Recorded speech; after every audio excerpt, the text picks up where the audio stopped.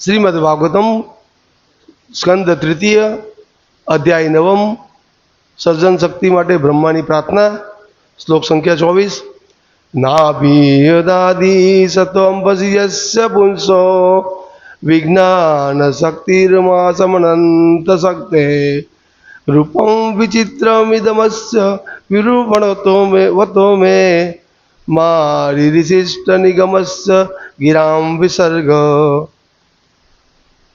नाभि दहात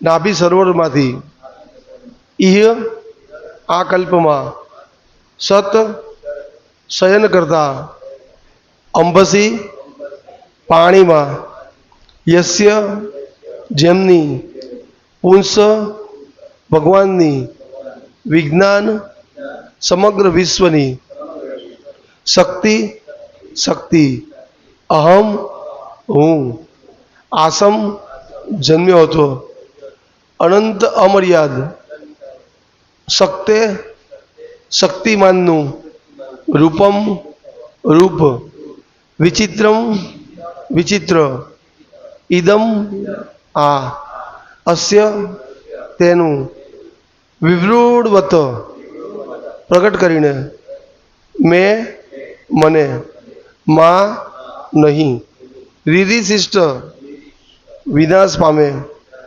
निगमस्य वेदोना गिराम शब्दों विसर्ग ध्वनि अनुवाद અને ભાવ શ્રીલ પ્રભુપાદ દ્વારા શ્રીલ પ્રભુપાદ की जय। ભગવાનની શક્તિઓ અનંત છે। પ્રલય જળમાં તેઓ શયન કરે છે।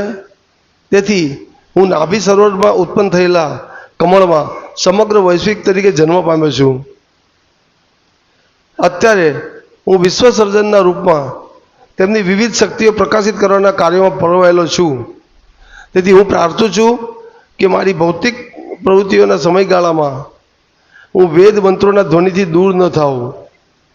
ભાવાર્થ આ પ્રાકૃત જગતમાં ભગવાનની દિવ્ય પ્રેમમયી ભક્તિમાં પરોવાયેલો દરેક મનુષ્ય ઘણી ભૌતિક પ્રવૃત્તિઓ કરવાનું વલણ ધરાવે છે। જો તે ભૌતિક પ્રભાવના હુમલા સામે પોતાનું રક્ષણ કરવા જેટલો દ્રઢ ન હોય તો તે આધ્યાત્મિક શક્તિમાંથી માર્ગચ્યુત થઈ જશે। ભૌતિક સર્જનમાં બ્રહ્માને ભૌતિક પરિસ્થિતિને અનુકૂળ એવા શરીરો સાથે બધા પ્રકારના જીવોની રચના કરવી પડે છે। બ્રહ્મા ઈચ્છે છે કે ભગવાન તેમનું રક્ષણ કરે, કારણ કે તેમને ઘણા દુર્ગુણી જીવોનો સંપર્ક કરવો પડે છે। એક સામાન્ય બ્રાહ્મણ ઘણા પતિત એવા બદ્ધ જીવો સાથેના તેના સંગને લીધે બ્રહ્મ તેજસ અર્થાત બ્રાહ્મણ ઉચિત શ્રેષ્ઠ તત્વોમાંથી પતન પામી શકે છે। સર્વોપરી બ્રાહ્મણ તરીકે બ્રહ્મા આવા અધપતનથી ડરે છે। તેથી રક્ષા માટે ભગવાનની પ્રાર્થના કરે છે। જીવનની આધ્યાત્મિક પ્રગતિ સાધનારા સર્વ લોકો માટે આ એક ચેતવણી છે। ભગવાનનું પૂરતું રક્ષણ ન હોય તો મનુષ્ય તેની આધ્યાત્મિક અવસ્થામાંથી પતન પામી શકે। માટે રક્ષણ અર્થે અને સ્વકર્તવ્ય પાર પાડવા માટેની આશીષ મેળવવા માટે મનુષ્ય ભગવાનની પ્રાર્થના સદા સર્વદા કરવી જોઈએ।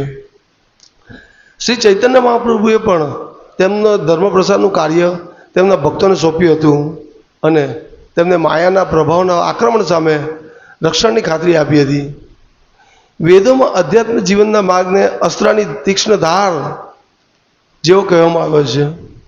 જરા જેટલું બેધ્યાનપણું પણ તત્કાળ વિનાશ તથા રક્તપાત સર્જી શકે છે, પરંતુ જે જીવ સંપૂર્ણપણે શરણાગત છે અને તેને સોંપેલા કર્તવ્યો કરવામાં ભગવાન પાસેથી સદા રક્ષણ મેળવતો રહે છે, ભૌતિક સંસર્ગમાં પતન પામવાનો ભય તેને રહેતો નથી। ઓમ અજ્ઞાનતિમિરાન્ધસ્ય જ્ઞાનાંજન શલાકયા ચક્ષુરુન્મિલિતમ येन તસ્મૈ શ્રી ગુરુવે નમઃ। श्री चैतन्य मनोभीष्टं स्थापितं येन भूतले स्वयं रूप कदामयं ददाति स्वपदान्तिकं वन्देयं श्रीगुरु श्रीयुतपदकमलं श्रीगुरून् वैष्णवांश्च श्रीरूपं साग्रजातं सगण रघुनाथान्वितं तं सजीवं साद्वैतमसावधूतं परिजनसहितं कृष्ण चैतन्य देवं श्री राधा कृष्ण पादान सहगण ललिता શ્રી વિશાખાની દાસ. હે કૃષ્ણ કરુણા સિંધુ દીનબંધુ જગતપતે ગોપેશ ગોપિકા કાંત રાધાકાંત નમસ્તુતે. તપ્ત કાંચન ગૌરાંગી રાધે વૃંદાવનેશ્વરી વૃષભાનુસુતે દેવી પ્રણમામિ હરિપ્રિયે. વાંછા કલ્પદ્રુભ્યશ્ચ કૃપા સિંધુભ્યેવ ચ પતિતાનાં પાવનેભ્યો વૈષ્ણવેભ્યો નમો નમઃ. જય શ્રી કૃષ્ણ ચૈતન્ય પ્રભુ નિત્યાનંદ શ્રી અદ્વૈત ગદાધર શિવાસાદિ ગૌર ભક્તવૃંદ. હરે કૃષ્ણ કૃષ્ણ કૃષ્ણ હરે હરે હરે રામ રામ રામ હરે હરે. હરે કૃષ્ણ. તો ભાગવતમ ક્લાસમાં આપ સૌનું સ્વાગત છે. ભગવાને ભક્ત માટે કેટલી સુંદર યોજનાઓ બધી બનાવી છે. ભક્ત ગુરુમાં ઇઝોલિનેસ ભક્તિ વિકાસ મહારાજ કહે છે કે ભક્તિ એટલે આનંદ, કન્ટિન્યુ બારે માસ આનંદ. તો ભૌતિક જગતના લોકો માટે કોઈ સારી વસ્તુ ઘરમાં આવે અથવા કોઈ ફેસ્ટિવલ આવે ત્યારે આનંદ હોય, અમુક દિવસ ગણ્યા ગાંઠ્યા દિવસ. પણ ભક્તો માટે બારે માસ આનંદ, એક પછી એક બીજો ઉત્સવ ત્રીજો ઉત્સવ.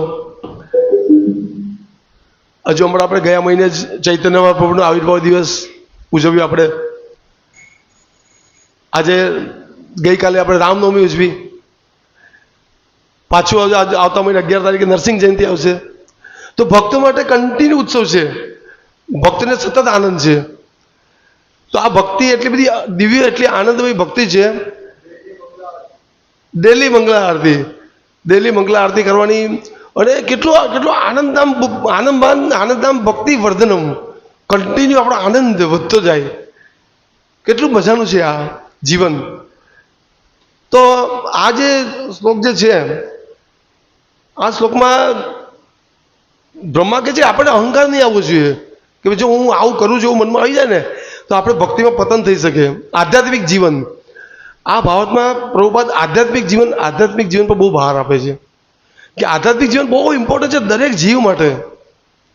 તો આપણા ભક્તો બધા, હું પણ અને આપણા બધા ભક્તો, કે આપણે જ્યારે કોઈ પણ ભક્તિનું કાર્ય કરીએ ને તો આપણે હંમેશા પહેલાં આપણા ગુરુમહારાજને યાદ કરીએ કે ભગવાનનું એ ગુરુમહારાજ આ કાર્ય ખાસ બધા કરતા હોય. પણ હું પણ મારી બી એક આ પ્રેક્ટિસ છે કે હું પુસ્તક વિતરણમાં જઈએ ને એટલે પહેલાં ગુરુમહારાજને યાદ કરું.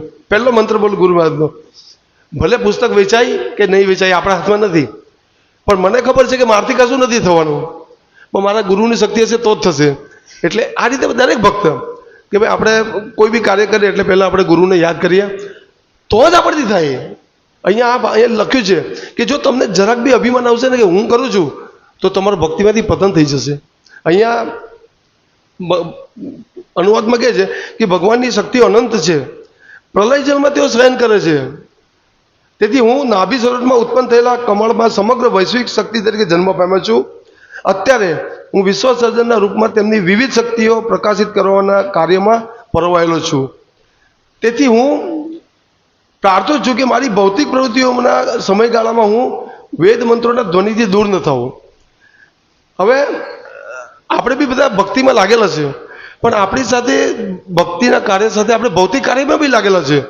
જેમ કે આપણું ફેમિલીનું મેન્ટેનન્સ આપણે કરીએ છીએ કે કોઈ નાના મોટા કાર્ય કરે છે, તો આપણે ભૌતિક કાર્યની સાથે ભક્તિમાં લાગેલા છે. તો અહીંયા ભાવાર્થમાં સમજાવે છે કે આ પ્રાકૃત જગતમાં ભગવાનની દિવ્ય પ્રેમમય ભક્તિમાં પરોવાયેલો દરેક મનુષ્ય પણ ઘણી ભૌતિક પ્રકૃતિઓ કરવાનું વલણ ધરાવે છે. એટલે આપણે ભક્તિ તો કરીએ છીએ પણ સાથે આપણે ભૌતિક કાર્ય પણ કરવાના છે. તો જો તે ભૌતિક પ્રભાવના હુમલા સામે પોતાનું રક્ષણ કરવા જેટલો દ્રઢ ન હોય તો તે આધ્યાત્મિક શક્તિમાંથી તેનું માર્ગચ્યુત થઈ જશે. એટલે આપણે માત્ર ને માત્ર જો ભૌતિક કાર્યમાં લાગેલા રહીશું તો આપણે ભક્તિ નહીં કરી શકીશું. તો આ જે દિવ્ય જે મોકો આપણને મળે છે આધ્યાત્મિક જીવનનો, એ આપણે ગુમાવી દઈશું. આપણે એટલે શું થાય કે આપણે જે ભૌતિક કાર્યો જે છે આપણા ફેમિલીનું મેન્ટેનન્સ, સમાજમાં ધ્યાન આપવું, પૈસો એકત્ર કરવો, જો માત્ર આ પ્રવૃત્તિઓમાં આપણે લાગેલા રહીશું ને તો આપણું ભક્તિમાંથી પતન થઈ જશે. તો આખા ભાવાર્થમાં અહીંયા એ જ વારંવાર કીધું છે કે આપણે એ ભક્તિનું પતન નથી થવા દેવાનું. ભક્તિ બહુ ઇમ્પોર્ટન્ટ છે. આધ્યાત્મિક જીવન એ ખૂબ જ અગત્યનો ભાગ છે. આ ભૌતિક સર્જનમાં બ્રહ્માને ભૌતિક પરિસ્થિતિ અનુકૂળ એવા શરીરો સાથે બધા પ્રકારના જીવનની રચના કરવી પડે છે. બ્રહ્મા ઈચ્છે છે કે ભગવાન તેમનું રક્ષણ કરે, કારણ કે તેમને ઘણા દુર્ગુણી જીવનનો સંપર્ક કરવો પડે છે. આ બેઠું આપણા પર જ છે બધું, કે આપણે બી કેટલું કન્ટિન્યુ આપણે 24 કલાક ભજનમાં નથી રહી શકતા, આપણે બીજા કાર્યમાં લાગીએ છીએ. તો આપણે કેટલા બધા લોકોનો કોન્ટેક્ટ સંપર્કમાં જવું પડે છે. તો બીજા જે લોકો જે છે આપણને કંઈ ભગવદ્ગીતાની ને ભાગવતમની વાતો નથી કરવાના, એ લોકો આપણે બીજા કાર્યો કહે છે કે ભાઈ બિઝનેસ છે કે તમારું જે કોઈ બીજું રેગ્યુલર તમારું રૂટીન કાર્ય છે એના વિશે ચર્ચા થશે, ત્યાં ભગવાનની ચર્ચા નહીં થશે. તો આપણે આ બધા જે પરિસ્થિતિ છે એ પરિસ્થિતિની વચ્ચે આપણે ભગવાનની ભક્તિમાં કેવી રીતે ટકી શકીએ, એક એ જ કીધું છે કે ઘણા દુર્ગણી જીવનનો સંપર્ક કરવો પડે છે. એટલે આપણે હંમેશા ભગવાનને પ્રાર્થના કરવી પડશે કે ભગવાન મારી ભક્તિમાંથી મારું પતન નહીં થવું જોઈએ. કારણ કે આ મનુષ્ય જન્મ એક તો પહેલું તો મનુષ્ય જન્મ જ બહુ દુર્લભ છે. કેટલા કરોડો વર્ષ પત્યા પછી આપણને મનુષ્ય બોડી મળી છે. આ મનુષ્ય બોડીમાં જો આપણે ગુમાવી દીધો મોકો, આપણે ઘણીવાર કહીએ છીએ કે આ બધી બાબતો કે ભાઈ પૈસો કમાવો કે ધન સંપત્તિ એકત્ર કરવી એ બહુ બધા જ કરતા હોય છે, પણ એ કર્યા સિવાય જો ભગવાનનું ભજન કર્યા વગર વ્યક્તિ જીવ આ શરીરને છોડે છે ને તો એને કોઈ ફાયદો નથી થતો. એટલે અહીંયા કહે છે કે બ્રહ્મા જેવા બ્રહ્મા કન્ટિન્યુ ભગવાનના રક્ષણ માટે પ્રાર્થના કરે છે, સ્તુતિ કરે છે કે ભગવાન હું આ ભૌતિક કાર્યમાં બી લાગેલો છું, છતાં હું તમારી ભક્તિમાંથી ચ્યુત નહીં થવો જોઈએ. તો આ જગતમાં કેવું છે કે લોકો ભૌતિક કાર્યમાં એટલા મગ્ન થઈ જાય છે કે એની પાસે ભગવાનને સમજવાનો ટાઈમ જ નથી હોતો. જ્યારે આપણે એમને કહીએ છીએ કે ભાઈ તમારી પાસે 24 કલાક છે તો તમે થોડું ભગવાનનું ભજન કરો, તો એ લોકો કહે ના અમારી પાસે સમય જ નથી. એ લોકોનો સમય બધો એ લોકો ભૌતિક કાર્યોમાં, સમાજમાં, બીજા બધા કાર્યોમાં એ લોકો કમ્પ્લીટ પોતાને પરોવી રાખે છે એ લોકો, અને ભગવાન માટે સમય નથી કાઢતા. તો અહીંયા આ જ વસ્તુ છે કે આપણે પણ આ રીતે પરોવાઈ જઈશું ને તો આધ્યાત્મિક જીવન આપણું નષ્ટ થઈ જશે. તમે જેવા ભક્તિને સાઈડ પર કરશો થોડી, તો માયા એટલી પ્રબળ છે કે તમને બહુ બધા કાર્યોમાં લગાવી દેશે, બહુ કાર્યમાં લગાવી દેશે. ભક્તિ માયાનું બી આ કાર્ય છે. દેવી એસા દુર્મયી મમ માયા દુરતયા. આ મારી માયાને ભગવાન કહે છે બહુ ડેન્જર, એટલે બહુ ખતરનાક છે. જેવા તમે સહેજ આમ થયા એટલે માયા તમને લગાવી દેશે ધંધે, બીજા ભૌતિક કાર્યમાં લગાવી દેશે. પણ મામે બી એ પ્રપદંતે, જો મને શરણાગત હશે તો માયા કંઈ નહીં કરી શકે. તો જે ભૌતિક જગતના લોકો છે એ માનવીય પ્રપંચતે નથી, એ લોકો માયાના શરણમાં છે. એ લોકોની ઈચ્છા જ નથી કે અમે કંઈક ભગવાન વિશે જાણીએ, એટલે માયા બી એ લોકોને ભૌતિક કાર્યમાં એંગેજ રાખે છે. તો આ ભાવાર્થ જે છે એમાં ખાસ એ જ સમજાવ્યું છે કે ભક્તિ કોઈ બી આધ્યાત્મિક જીવન કોઈ પણ હિસાબે ચાલવું જોઈએ આપણું. જો આધ્યાત્મિક જીવન નથી તો જીવનનો તમારો કોઈ હેતુ નથી. કારણ કે આધ્યાત્મિક જીવન માટે જ આ મનુષ્ય બોડી આપણને મળે છે. આપણે જોઈએ છે કે ભગવાન જેટલી બી વાર ભગવાન પ્રાગટ્ય થાય છે પૃથ્વી પર, તો એનો હેતુ શું હોય છે કે પરિત્રાણાય સાધુનામ.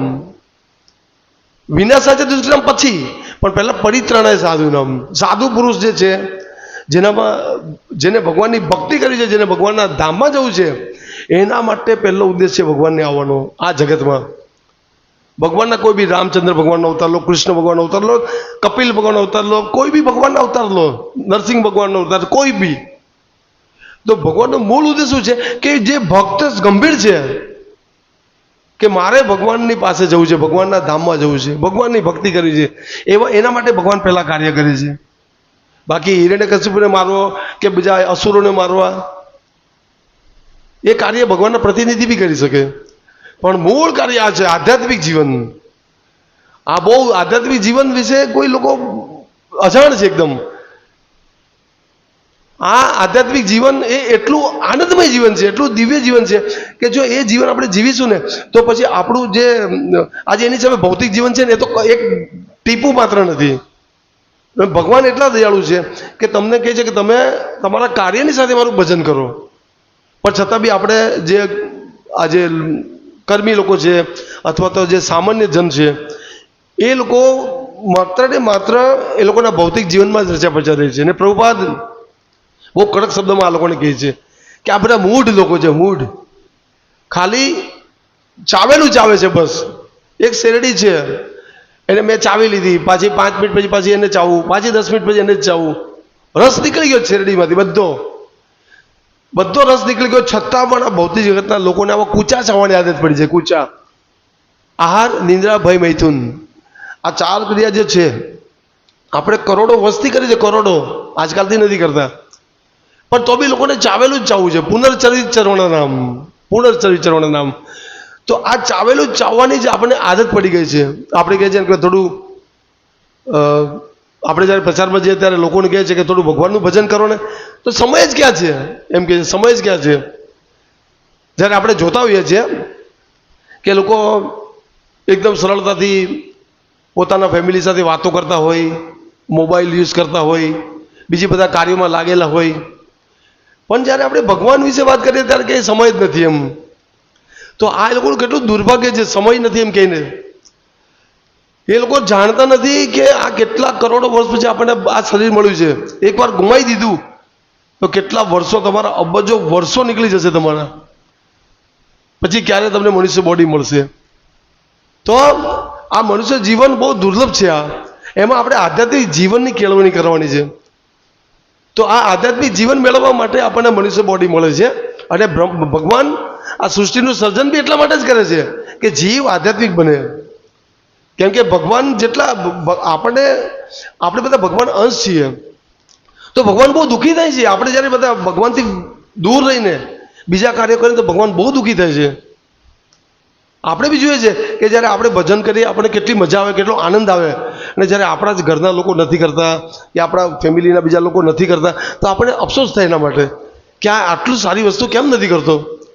તો વિચાર કરો કે એક આપણને જો થતું હોય તો ભગવાનને શું થતું હશે. આપણે સામાન્ય જીવ છીએ, તો આપણને અફસોસ થાય કે જો આ મારો પુત્ર નથી ધ્યાનથી કરતો કે નથી મારા આ લોકો કરતા, તો આપણે કેટલું દુઃખ થાય છે કે કેટલો મોકો છે, કેટલું ફાઇન ઘરમાં અનુકૂળ સ્થિતિ છે ભજન કરવાની, અનુકૂળ સ્થિતિ છે કે કોઈ ટેન્શન નથી, શાંતિથી ભગવાનનું ભજન કરવાનું છે, તો પણ ભજન નથી કરતો કે કરતા. તો આ રીતે ભગવાન પણ દુઃખી થાય છે કે જીવ અહીંયા હું એને મોકલું છું કે મારી પાસે આવી જાય અને એ કંઈ બીજા કાર્યોમાં ભરવાઈ જાય છે. તો એટલા માટે આ આધ્યાત્મિક જીવન બહુ ઇમ્પોર્ટન્ટ છે. આ બ્રહ્મા ઈચ્છે છે કે ભગવાન તેમનું રક્ષણ કરે, કારણ કે તેમને ઘણા દુર્ગણી જીવોનો સંપર્ક કરવો પડે છે.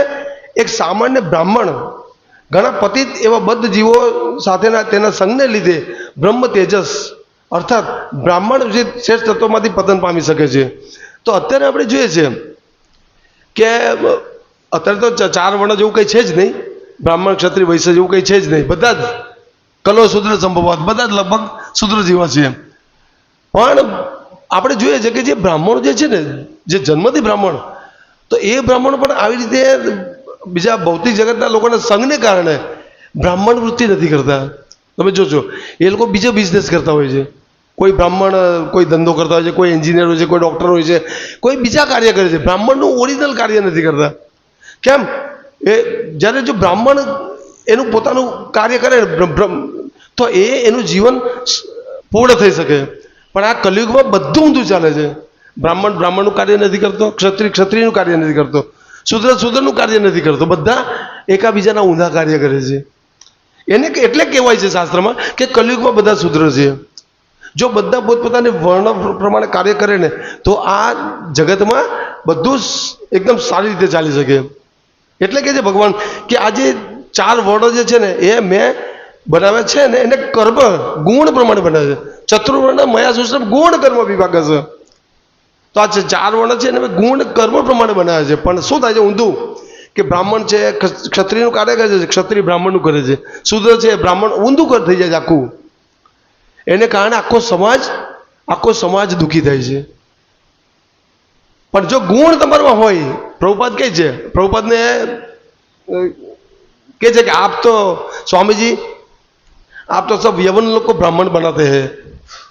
तो शास्त्र में तो प्रभुपाद ने कीधु कि ये शास्त्र में है. भगवान कहते गुण कर्म विभाग છે. જ્યારે પશ્ચિમના લોકોને પ્રભુપાદ સંન્યાસ દીક્ષા આપતા હતા, બ્રાહ્મણ દીક્ષા આપતા હતા, तो घना लोगों वांधो उठायो कि आप तो ऐसे मलच्छ लोगों को, यवन लोगों को आप ब्राह्मण बना रहे हो, सन्यासी बना रहे हो। पर प्रभुपाद कहिए भगवान की इच्छा है, गुण कर्म विभाग से, अगर उसमें गुण है ब्राह्मण के, सन्यासी के, तो वो बन सकता है। तो कीबा विप्र कीबा नासी शूद्र के नहीं, यही कृष्ण तत्व से ही गुरु होय। तो जे कोई व्यक्ति ब्राह्मण है, क्षत्रिय है, वैसे एनी आगे कई कंसर्न नहीं, पण जो कृष्ण भक्त है तो एने આપણે ગુરુ બનાવી શકે, એને ભગવાનનો ભક્ત બની શકે। તો આ કલિયુગમાં ઊંધું ચાલી રહ્યું છે। સર્વોપરી બ્રાહ્મણ તરીકે બ્રહ્મા આવા અધપતનથી ડરે છે, તેથી રક્ષા માટે ભગવાનની પ્રાર્થના કરે છે। જીવનની આધ્યાત્મિક પ્રગતિ સાધનાર સર્વ લોકો માટે આ એક ચેતવણી છે। એટલે આપણે બી આ ભાવાર્થ પરથી આપણે બી એક વસ્તુ મગજમાં રાખવી જોઈએ કે ભલે હું ગમે એટલો ભક્તિમાં કોઈ બી સ્તર પર હોઉં, પણ મારા મનમાં જરા બી અભિમાન નહીં આવવો જોઈએ। જો મને આવશે ને કે હવે હું તો બધું જાતે કરી લઈશ, મારે કંઈ હવે આ સેન્ટરના પ્રોગ્રામમાં જવાની જરૂર નથી, મારામાં તો તાકાત છે, હું એકલો આખું સેન્ટર બીજું બનાવી ખોલી શકું, આ માઇન્ડમાં આવે આપણા કે આટલું બધું મને બી આવડે છે, હરે કૃષ્ણ મંત્ર કરવાનું, લોકોને ભેગા કરવાના, આ તો મને બી આવડે છે, ચાલો હું બી એક સેન્ટર ઊભું કરી દઉં, આવું થાય આપણે મનમાં। તો આ બધા અભિમાન છે। એટલે ચેતવણી છે આખા શ્લોકમાં, આ ભાવાર્થમાં રિપીટેડલી આપણને ચેતવણી આપે કે આપણે બી એલર્ટ રહેવું જોઈએ કે નહીં તો ભક્તિમાંથી પતન થઈ જાય આપણું। કે આધ્યાત્મિક જીવનની આધ્યાત્મિક પ્રગતિ સાધનાર સર્વ લોકો માટે ચેતવણી છે કે આપણને જરા બી અભિમાન આવે ને કે હું કરીશ લાવું બધું, તો આપણે પતન થઈ જાય આપણું। જોઈએ છીએ આપણે કે ઘણા ભક્તો અમને પણ ઇસ્કોનમાં લગભગ 25થી સમથિંગ વર્ષ થઈ ગયા, તો ઘણા એવા લોકો છે સારા પ્રચારક હતા પણ આજે નથી દેખાતા। તો આ બહુ ભક્તિ એક તો આપણે કેટલો આપણે ભાગ્યથી મળી ગઈ છે ને, એમાં જો આપણે જરા બી ભૂલ કરીશું ને તો ગયા કામથી આપણે આગળ આવશે। એમાં કે ભગવાનનું પૂરતું રક્ષણ ન હોય તો મનુષ્ય તેની આધ્યાત્મિક અવસ્થામાંથી પતન પામી શકે। માટે રક્ષણ અર્થે અને સ્વકર્તવ્ય પાર પાડવા માટેની આશીષ મેળવવા માટે મનુષ્ય ભગવાનની પ્રાર્થના સદા સર્વદા કરવી જોઈએ। એટલે આપણે ગમે એટલા બી ભક્તિમાં આગળ હોઈએ પણ છતાં હંમેશા તૃણાદપી સુની છે ને તરોરપી સહિષ્ણુના, આપણે પોતાની જાતને હંમેશા ઘાસના તણકલા જેવું જ સમજવાનું છે। એકવાર વંદન પ્રભુ આપણા ઇસ્કોનના પ્રેસિડેન્ટ એમને મને કીધેલું કે જો તમારે ભક્તિ કરવી હોય ને તો તમારી સામે જે ભક્ત છે ને એને તમારે એમ સમજવું કે આ મારી કરતાં ઉચ્ચ જ ભક્ત છે, ગમે તે હોય એ ભક્ત છે કે નથી, સામાન્ય વ્યક્તિ બી કેમ નથી, પણ તમારે એને તમે એમ સમજો કે આ તમારા કરતાં ઉચ્ચ લેવલમાં જ છે।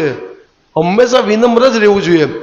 જો તમે વિનમ્ર રહેશો ને તો તમે ભક્તિ આગળ કરી શકશો, નહીં તો ઈગો ધીરે ઈગો આપણે બહુ ખેંચે આગળ। અને ઘણીવાર આપણને અનુભવ થાય કે આ મારે અહીંયા તો મને આપવું જ હતું, આ ઓફરિંગ મને આપવું જતું હતું, સૂક્ષ્મ વસ્તુ છે આ બધું, આ હું એકલો જ જાણું છું કે યાર પહેલાં તો મને આપવું હતું, તારે મહાચંદ્ર પ્રભુને આપી દીધું, આ તો પેલાને આ સૂક્ષ્મ વસ્તુ છે, આ બહુ ડેન્જર છે આ। પણ આપણને આ બધી વસ્તુ ખબર હોય, ફિલોસોફી કે ભાઈ તૃણાદપી સુની છે ને તરોડપી સહિષ્ણુના, એકદમ વિનમ્ર રહેવાનું છે, તો તમે ધીરે ધીરે ભક્તિમાં આગળ વધશો। શ્રી ચૈતન્ય મહાપ્રભુએ પણ તેમના ધર્મ પ્રસારનું કાર્ય તેમના ભક્તોને સોંપ્યું હતું અને તેમને માયાના પ્રભાવના આક્રમણ સામે રક્ષણની ખાતરી આપી। તેઓ શું રક્ષણની ખાતરી આપી? ચૈતન્ય મહાપ્રભુએ શું કીધું કે અમારા આજ્ઞાય ગુરુ હોય તારો એ દેશ, જ્યારે દેખો તારે કહો કૃષ્ણ ઉપદેશ। ચૈતન્ય પ્રભુને કહી દીધું જાઓ બધા ભગવાનનો પ્રચાર કરો, પણ કેવી રીતે? ગુરુ કૃષ્ણનો પ્રચાર કરો। શું કીધું કે આ ધર્મનો પ્રચાર માયાના પ્રભાવના આક્રમણ સામે રક્ષણની ખાતરી આપી કે કૃષ્ણનો પ્રચાર કરો, મારી આજ્ઞા છે કે પ્રચાર કરો, પણ કોનો પ્રચાર કરો? કૃષ્ણનો પ્રચાર કરો। તો કૃષ્ણનો પ્રચાર કરો એ રક્ષણની સામેની ખાતરી છે આ। તો વેદોમાં અધ્યાત્મ જીવનના માર્ગને અસ્ત્રોની તીક્ષ્ણ ધાર જેવો કહ્યો છે, જરા જેટલું પણ બેધ્યાનપણું તત્કાળ વિનાશ તથા રક્તપાત સર્જી શકે છે। એટલે એ જ કે આપણને બહુ રેર આપણે ભક્તિ મળી ગઈ છે, જો જરા બી ભૂલ કરીને અસ્ત્રોની ધાર આપણે દાઢી કરતા હોય તો લાગી જાય, કેટલાને આપણને વર્ષોથી અનુભવ છે કે સહેજ એક સેકન્ડ બી બ્લેડ આમ થાય તો તરત લોહી નીકળી જાય। તો ભક્તિમાં એવું જ છે કે જરાક પણ તમને અભિમાન આવ્યો કે જરાક બી તમને ગડબડ કરવાની કોશિશ કરી તો તમને એમ થશે કે હવે હું કંઈક બીજું કરું અને તમે ભક્તિમાંથી પતન થઈ જશે તમારું। આપણે શાસ્ત્ર કેટલા દાખલા જોઈએ છે કે કેટલા બધા ભક્તો જે છે એ ભક્તિમાંથી પતન થઈ ગયું. વિશ્વામિત્ર, પછી ભરત રાજા, કેટલા બધા એટલે જોકે એમનું રીઝન અલગ, પણ ભક્તિમાં તમે જરા બી ભૂલ કરી, અહીંયા કીધું છે કે જરા પણ તમે આમ થયા ને એટલે તમે ભક્તિમાંથી તમે પતન થઈ જાય તમારું. અને ભક્તિમાંથી પતન થયું ને એટલે એનાથી મોટું બીજું કોઈ પતન નથી. તમને આ ભૌતિક જગતમાં માની લો કે તમે કરોડો રૂપિયા કમાવ્યા અને કરોડો રૂપિયા ગુમાવી દીધા ને તો એકવાર પોસાશે, પણ જો મળેલી ભક્તિ ગઈ ને તો એનાથી મોટું કોઈ નુકસાન નથી, કોઈ નુકસાન નથી.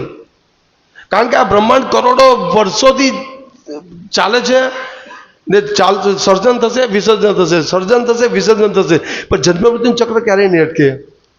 પણ જો તમે ભક્તિ કરી લીધી તો તમારું જન્મ મૃત્યુનું ચક્ર અટકી જશે.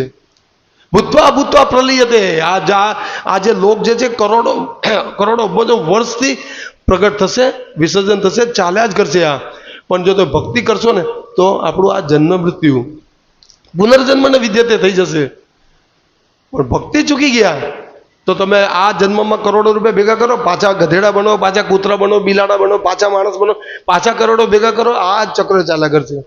એટલે ભક્તિ નહીં જોવી જોઈએ, આધ્યાત્મિક જીવન સચવવું જોઈએ. આખા ભારતમાં અહીંયા આધ્યાત્મિક ચેતવણી, આધ્યાત્મિક જીવનને સાચવવા માટે પ્રભુપાદે ખૂબ ભાર દીધું છે કે હંમેશા આધ્યાત્મિક જીવનનું રક્ષણ થવું જોઈએ. અને જે જીવ સંપૂર્ણપણે શરણાગત છે અને તેને સોંપેલા કર્તવ્યો કરવામાં ભગવાન પાસેથી સદા રક્ષણ મેળવતો રહે છે, ભૌતિક સંસર્ગમાં પતન પામવાનો તો એનો ભય રહેતો નથી. બસ તો આપણે ભગવાનના રક્ષણમાં ક્યારે રહીશું? જ્યારે ભક્તોના સંગમાં રહીશું. ભક્તોના સંગમાં રહેશું એટલે કોઈ પ્રશ્ન જ નથી કે ભક્ત તમને કૃષ્ણ પાસે જવા સિવાય બીજો કોઈ ઉપદેશ આપવાનો નથી. એટલે ભક્તનું ક્યારેય પતન નહીં થાય. હરે કૃષ્ણ. શ્રીમદ ભાગવતમ કી જય. શ્રીલ પ્રભુપાદ કી જય.